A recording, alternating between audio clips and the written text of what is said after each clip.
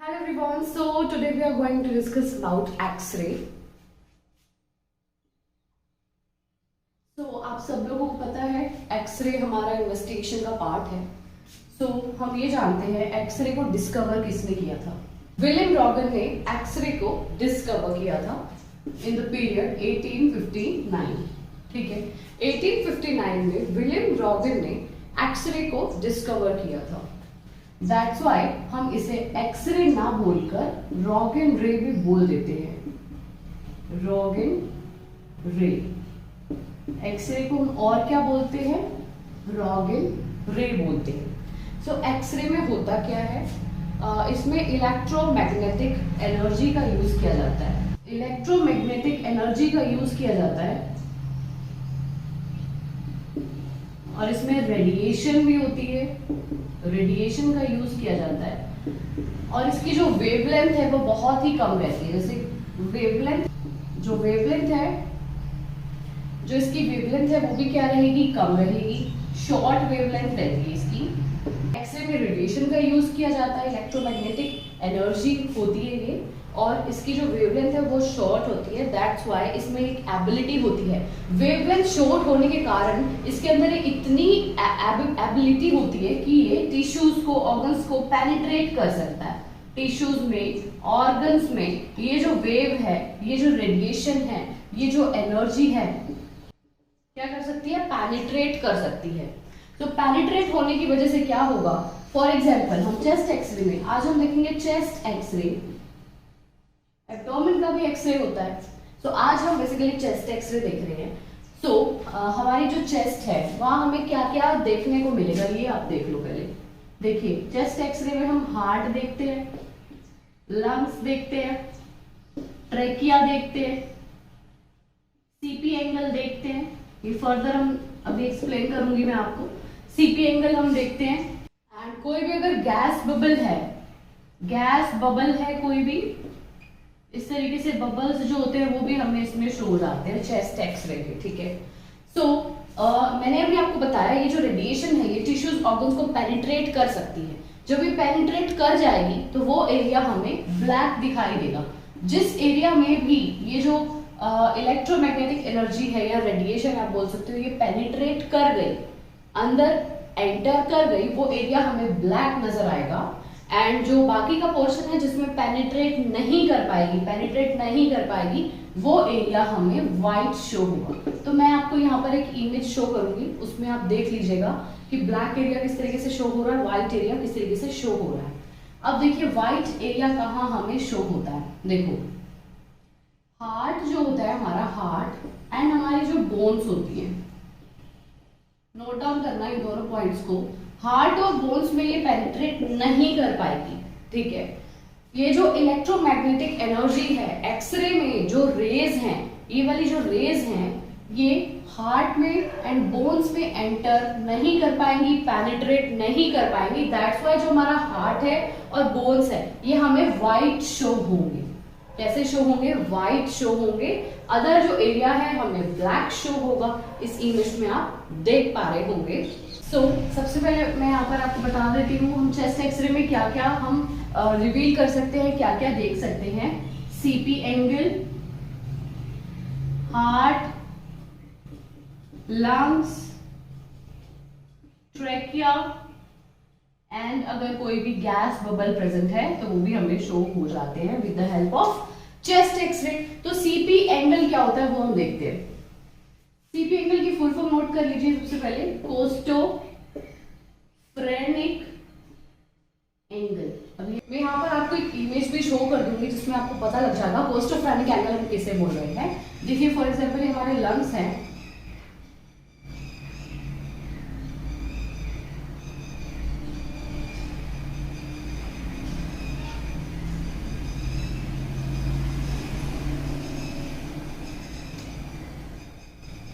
देखिए जो हमारा जो लंग्स है इनका जो एंड पॉइंट आपको शार्प वाले पॉइंट्स नजर आ रहे हैं, ये वाला जो एरिया है इसे हम बोलते हैं कोस्टोफ्रेनिक एंगल. ये आपको एक एंगल बनता नजर आ रहा है ना यहाँ पर, तो इस एंगल को हम बोलेंगे कोस्टोफ्रेनिक एंगल.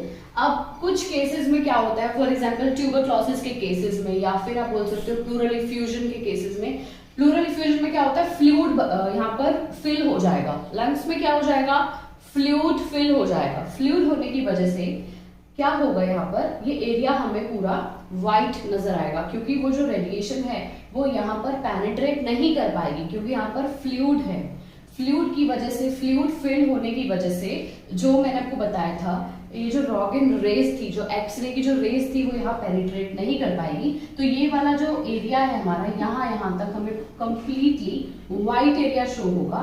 तो हम एक्सरे से पता लगा सकते हैं कि इसमें फ्लूइड फिल है या नहीं है, ये जो कैविटी बनी हुई है इसमें फ्लूइड है या नहीं है। तो वो हमें व्हाइट अगर शो हो जाता है, इट मीन्स कि फ्लूइड है। और अगर कंप्लीटली हमें ब्लैक शो होता है, ये जो आपको एंगल नजर आ रहा है, ये भी हमें क्लियरली अगर विजिबल हो जाता है, इट मीन्स कि फ्लूइड प्रेजेंट नहीं है। अब हम हार्ट की बात करते हैं। ये तो हमने देखा सीपी एंगल क्या होता है, जिसे हम बोल रहे हैं पोस्टोफ्रेनिक एंगल। हार्ट में हम क्या जानते हैं, जब भी हम चेस्ट एक्सरे करते हैं तो हम यहाँ पर देखते हैं cardiac thoracic ratio, cardiac thoracic ratio. अब दोनों लंग्स है, बीच में ही यहाँ पर ट्रैकिया प्रेजेंट होगा, एंड दोनों लंग्स के बीच में ही यहाँ पर ये वाला जो पोर्शन है, यहाँ हमारा हार्ट प्रेजेंट होता है। ठीक है, यहाँ हार्ट प्रेजेंट होता है हमारा। अब होने क्या वाला है ना, इसमें हम देखने वाले हैं cardiac thoracic ratio. Cardiac thoracic ratio कितना होता है, तो इसका हम पूरा डायमीटर ले लेंगे कंप्लीट, इसको मेजर करेंगे। यहाँ से एक्सरे में क्या करते हैं, इसको मेजर किया जाता है हार्ट के डायमीटर को। अब अगर ये 50% से ज्यादा मिलता है ना, अगर ये 50%, मोर देन 50% हमें मिलता है, मोर देन 50% अगर हमें मिलता है, तो इसका मतलब है कि हार्ट का साइज आपका बड़ा हुआ है। अगर हार्ट का साइज ज्यादा है तो उस कंडीशन को हम क्या बोलते हैं, कार्डियोमेगली। आप सब लोगों ने स्टडी किया होगा कार्डियोमेगली, उस कंडीशन को हम क्या बोलते हैं, cardiomegaly. Okay, so I hope आपको यहाँ तक क्लियर हो गया होगा। एक्सरे में हम लंग से रिलेटेड क्या देखने वाले हैं, ब्रोंकोवास्कुलर मार्किंग, ब्रोंकोवास्कुलर मार्किंग। सो देखिए ये हमारे लंग्स हैं,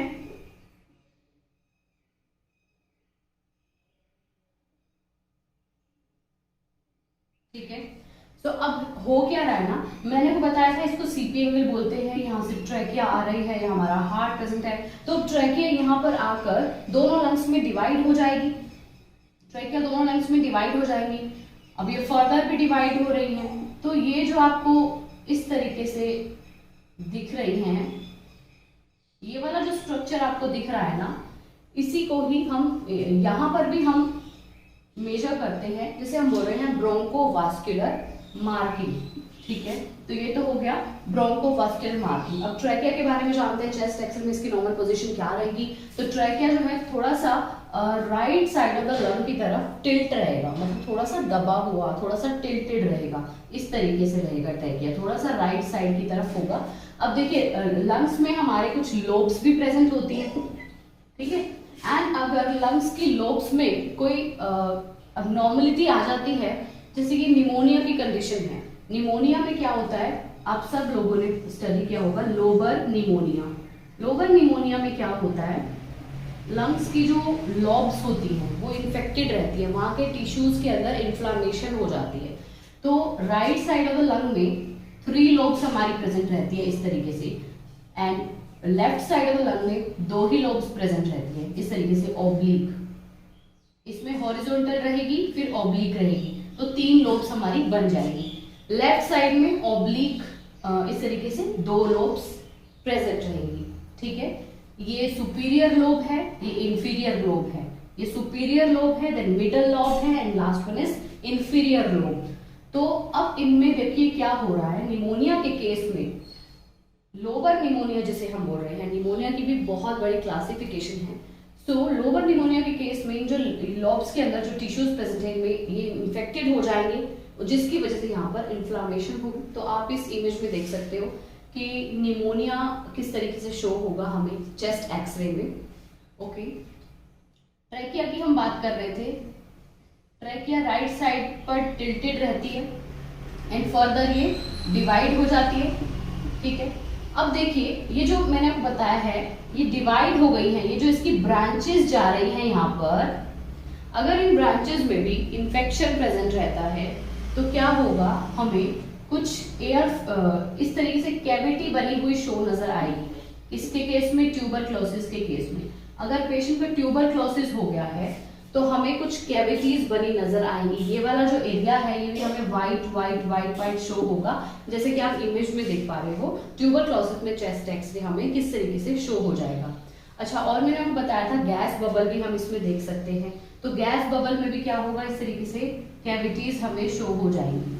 ठीक है, चेस्ट एक्सरे भी उसमें भी हम गैस बबल को रिवील कर पाएंगे। एक केस देख लेते हैं।